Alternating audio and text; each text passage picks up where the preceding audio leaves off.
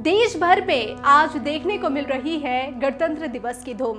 आप सभी दर्शकों को डिजिटल खबरीलाल की पूरी टीम की ओर से गणतंत्र दिवस की हार्दिक शुभकामनाएं। जैसा कि आप जानते हैं कि हर साल 26 जनवरी को गणतंत्र दिवस मनाया जाता है, लेकिन आपको पता है कि जो संविधान इस दिन बनाए जाने का लागू करने की जो बात कही जाती है, जिस कारण ये गणतंत्र दिवस मनाया जाता है, लेकिन ये संविधान 26 जनवरी को नहीं बना था, बल्कि 26 नवंबर में ही ये संविधान बनकर तैयार हो गया था।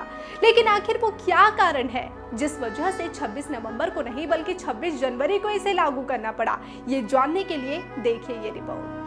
आज देश भर में 75वां गणतंत्र दिवस की धूम देखने को मिल रही है। यह देश के सबसे महत्वपूर्ण राष्ट्रीय समारोह में से एक है। इस समय नागरिकों में उत्साह, जोश, देशभक्ति की भावना प्रबल होती है।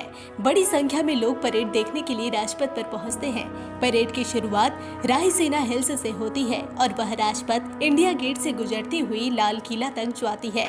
देश भर में गणतंत्र दिवस को उत्साह से मनाया जाता है। इस दिन के इतिहास और जरूरी बातों से कई नागरिक अनजान हैं। आखिर 26 जनवरी को ही गणतंत्र दिवस के रूप में क्यों चुना गया? क्यों 2 महीने देरी के बाद भारतीय संविधान लागू किया गया? गणतंत्र दिवस के दिन राष्ट्रीय ध्वज कौन और कहां फहराता है? झंडा फहराने का तरीका 15 अगस्त के ध्वजारोहण से कितना अलग होता है? आइए आज हम आपको इन सारे सवालों का जवाब देंगे। तो चलिए अब आपको बताते हैं कि 26 जनवरी की तारीख ही क्यों चुनी गई। 15 अगस्त 1947 को भारत को स्वतंत्र राष्ट्र का दर्जा मिल गया था। हालांकि लगभग 3 साल बाद 26 जनवरी 1950 को संविधान को अपनाने के साथ भारत ने खुद को एक संप्रभु, लोकतांत्रिक और गणतंत्र राज्य घोषित किया। इसी दिन को तब से गणतंत्र दिवस के रूप में मनाया जाता है। 26 जनवरी की तारीख को चुनने के पीछे एक किस्सा बताया जाता है।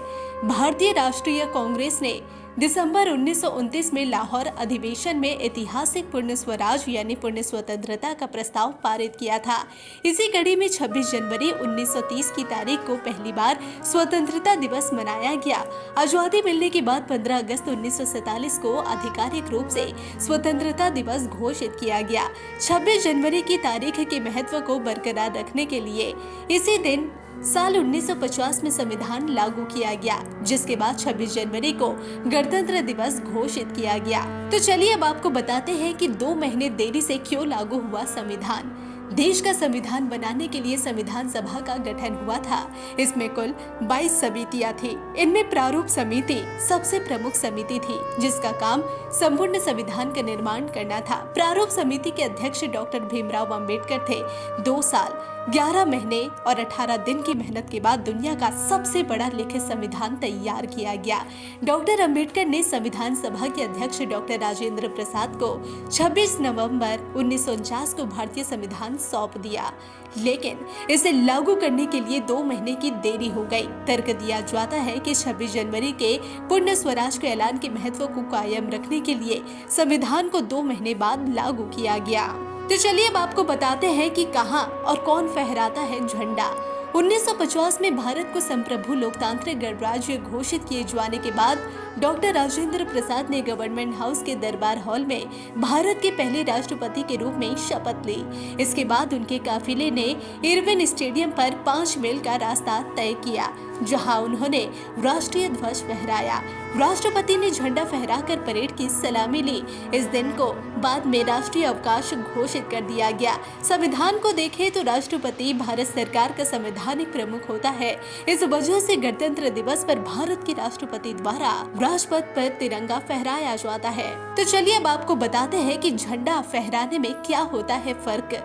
26 जनवरी और 15 अगस्त दोनों ही दिन भारतीय तिरंगे को फहराया जाता है, लेकिन इनके तरीके में एक बड़ा अंतर होता है। 15 अगस्त को जहां ध्वजारोहण किया जाता है, वहीं 26 जनवरी को झंडा फहराया जाता है। ये 2 अलग अलग बातें हैं और उनकी प्रक्रिया भी अलग होती है। 15 अगस्त को तिरंगा ऊपर खींचा जाता है और इसके बाद फहराया जाता है, इसे ध्वजारोहण कहते हैं। वहीं गणतंत्र दिवस में राष्ट्रीय ध्वज ऊपर बंधा रहता है और उसे केवल फहराया जाता है, इसे झंडा फहराना कहते हैं। Bureau report, digital Khabrilal.